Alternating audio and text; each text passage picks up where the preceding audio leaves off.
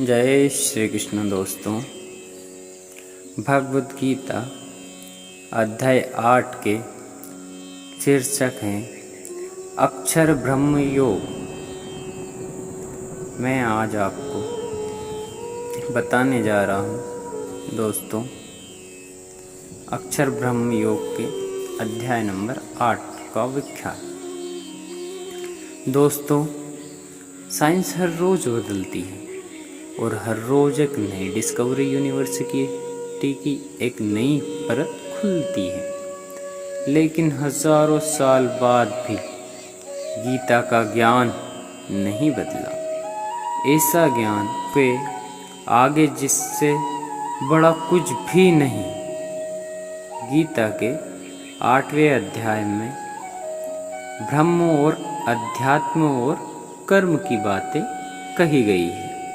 प्रारंभ करते हैं फिर भगवद गीता अध्याय 8 अक्षर ब्रह्म योग। भगवान से पूछा अर्जुन ने कहा, हे पुरुषोत्तम, वहाँ ब्रह्म क्या है, अध्यात्म क्या है और कर्म क्या है?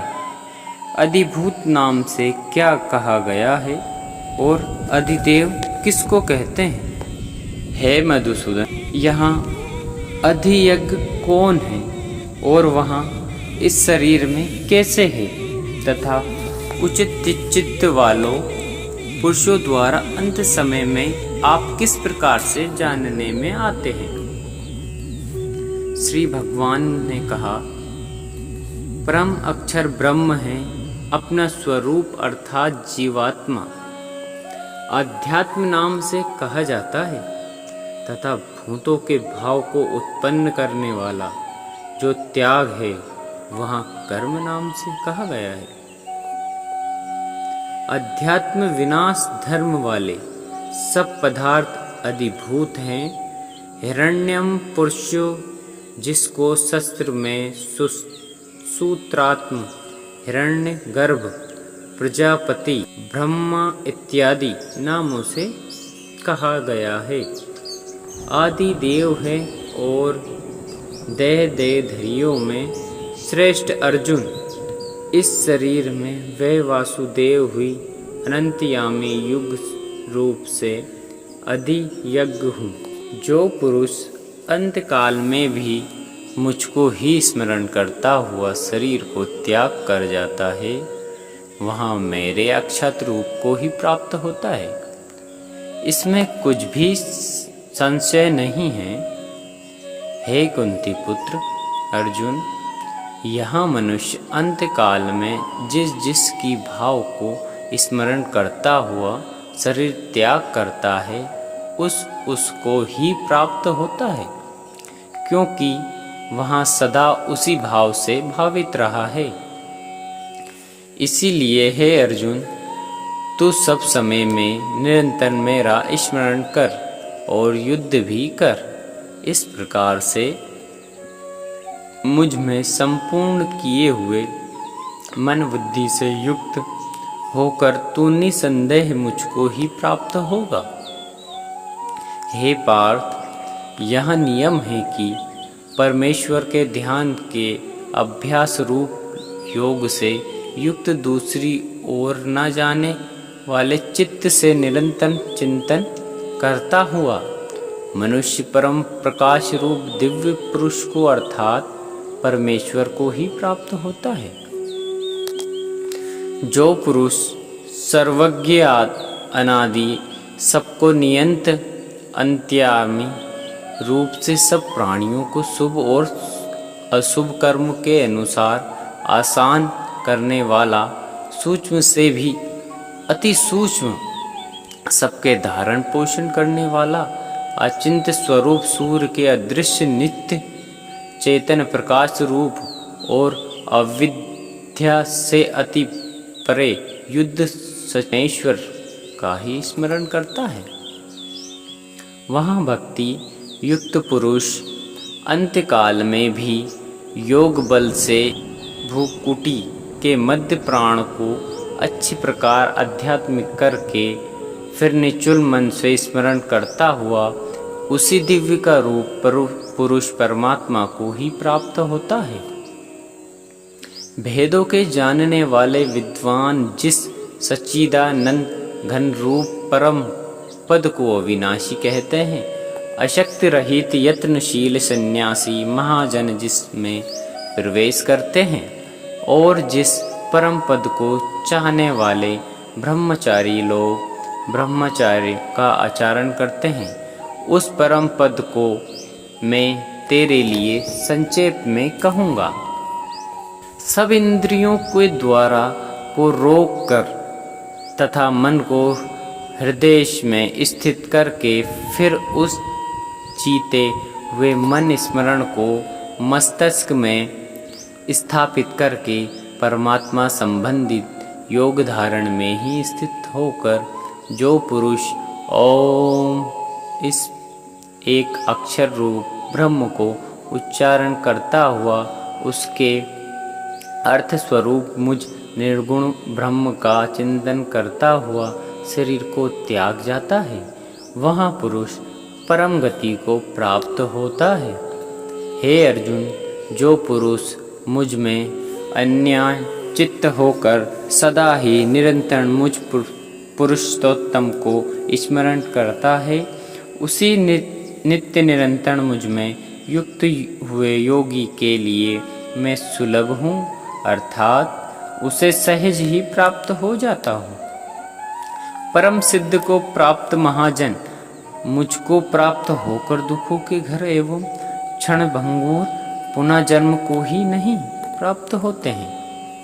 हे अर्जुन, ब्रह्मलोक करते सब लोग पुनरावर्ती हैं, परंतु हे कुंती पुत्र, मुझको प्राप्त होकर पुनर्जन्म नहीं होता है, क्योंकि मैं कालातीत हूँ और ये सब बृहद्धि के लोक काल द्वारा सीमित होने से नित्य हुए।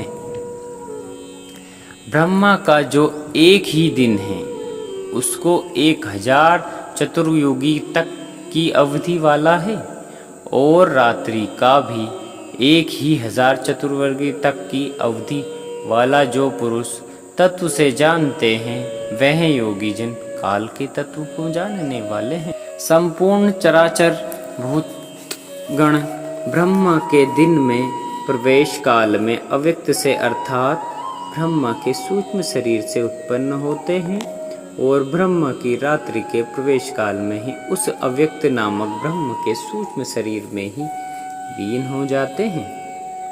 हे पार्थ, वहाँ यहाँ भूत समुदाय उत्पन्न होकर प्राकृतिक वश में हुआ रात्रि के प्रवेश काल में ही लीन होता है, और दिन के प्रवेश काल में ही फिर उत्पन्न हो जाता है। अयुक्त से भी अति परे दूसरा अर्थात विलक्षण जो सनातन अव्यक्त भाव है, वहाँ परम दिव्य पुरुष सब भूतों के नष्ट होने पर भी नष्ट नहीं होता है। जो अव्यक्त अक्षर इस नाम से कहा गया है, उसी अक्षर नामक अव्यक्त भाव को परम गति कहते हैं, तथा जिस सनातन अव्यक्त भाव को प्राप्त होकर मनुष्य वापस नहीं आते, वहाँ मेरा परम धाम है। हे पार्थ, जिस परमात्मा के अंतर्गत सर्वभूत है और जिस सच्चिदा परमात्मा से यहाँ समस्त जागृत जगत पूर्ण है, वहाँ सनातन अव्यक्त परम पुरुष को तो ही तो अन्याय है। तो मैं इसका विचार देखना चाहिए, भक्ति से ही प्राप्त होने योग्य है। हे अर्जुन, जिस काल में यहाँ काल शब्द से मार्ग समझाना चाहिए, क्योंकि आगे के श्लोकों में भगवान ने कहा है इसका नाम श्रुति गति ऐसा कहा गया है। शरीर त्याग कर गए हुए योगी जन तो वापस ना लौटने वालों की गति को, और जिस काल में गए हुए वापस लौटने वाले गति को ही प्राप्त होते हैं, उस काल को अर्थात दोनों मार्गों को कहूँगा।